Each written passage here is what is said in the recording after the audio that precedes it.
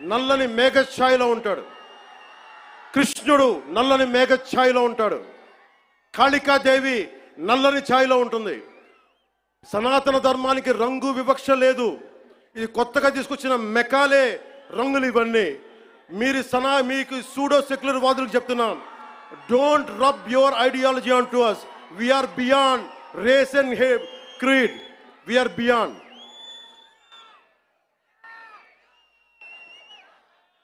இங்க நிறைய தமிழ் பேர் இருக்காங்களா? தமிழ்ல சொல்றேன். தமிழ்நாடு ஒரு நாயக்கர் சொல்றாங்க, சனாதன தர்மம் கம்ப்ளீட்டா ஒரு வைரஸ் மாதிரி, அதை எங்க நாசம் பண்ணணும் சொல்றாங்க. இதை ஞாபகம் வச்சுக்கோங்க. Whoever said this, let me tell you, sir, you cannot wipe out Sanatana Dharma. I will tell you why. By the end of my speech, I will tell you why you cannot wipe out Sanatana Dharma. If anyone tries to wipe out Sanatana Dharma, let me tell you, from the feet of Lord Balaji, you will be wiped out.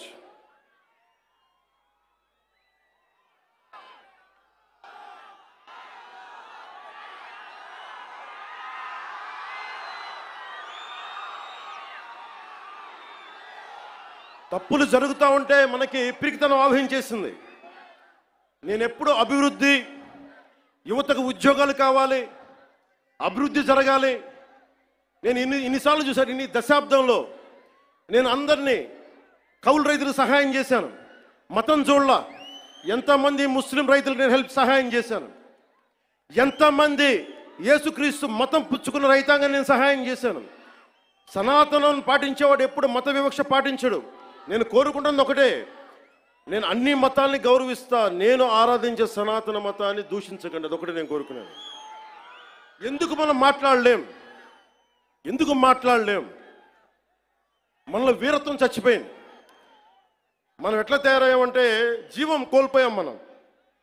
అందుకే నేను ధైర్యంగా ఎందుకు నిలబడ్డాను.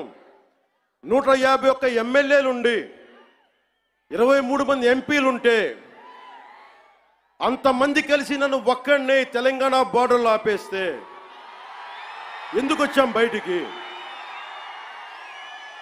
ధైర్యం, వీరత్వం.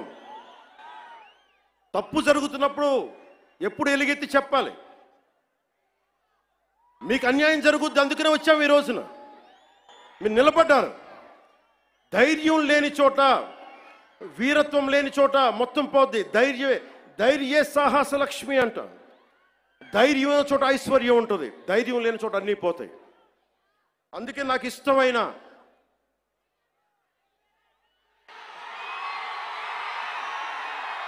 వాళ్ళకి 11 సరిపోలా. ఒకటికి పరిమితం చేద్దాం వాళ్ళని. ఈసారి ఎన్నికలు పెట్టమని చెప్పండి, ఒకటికి పరిమితం చేద్దాం.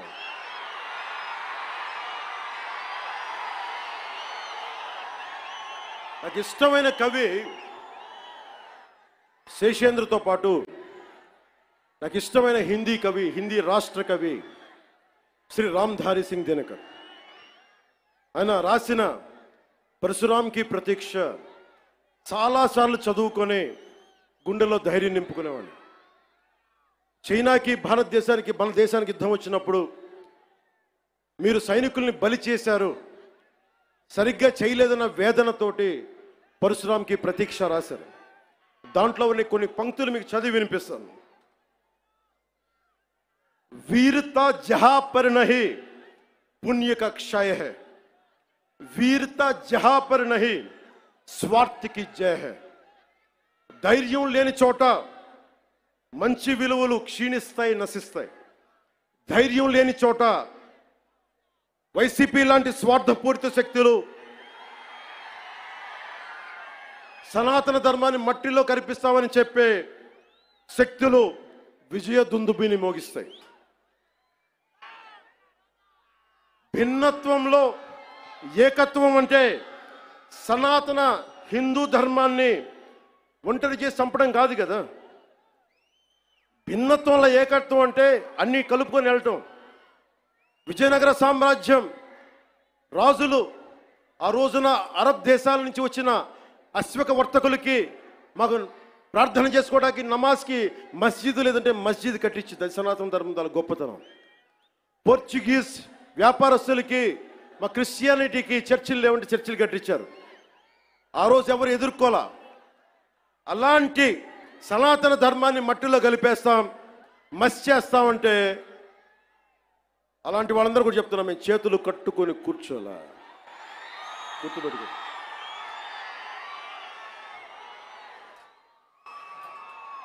సనాతన ధర్మాన్ని ఎలా చంపేశారంటే, మనకి పిరికితనం ఎలా ఆవహించిందంటే, రాజ్యాంగం తొలి ప్రచురణలో అంబేద్కర్ గారు రథసారథిగా ఉండి నడిపించారు దాన్ని.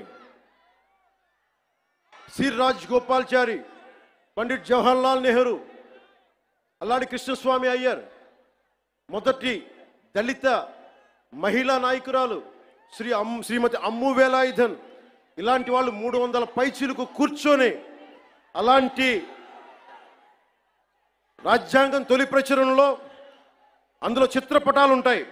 ఋషులు యజ్ఞయాగాదులు చేసే చిత్రపటాలు, కృష్ణుడు అర్జునుడికి భగవద్గీత బోధించే సారం, బోధి వృక్షం కింద జ్ఞానం పొందిన బుద్ధుడు, మహావీరుడు, 24వ తీర్థంకర్ ఆయన ఫోటోగ్రాఫ్, ఆయన చిత్రపటాలు, నటరాజు, అశోక చక్రవర్తిని బౌద్ధాన్ని ముందుకు తీసుకెళ్తున్న చిత్రపటాలు, సిక్కులది, ముఘల్ చక్రవర్తులది, అక్బర్ది, శ్రీరాముడు లక్ష్మణుడు హనుమాన్ భుజం మీద ఎక్కించుకునే, బజరంగ బలి మీద భుజం ఎక్కించుకొసుకునే చిత్రపటాలు.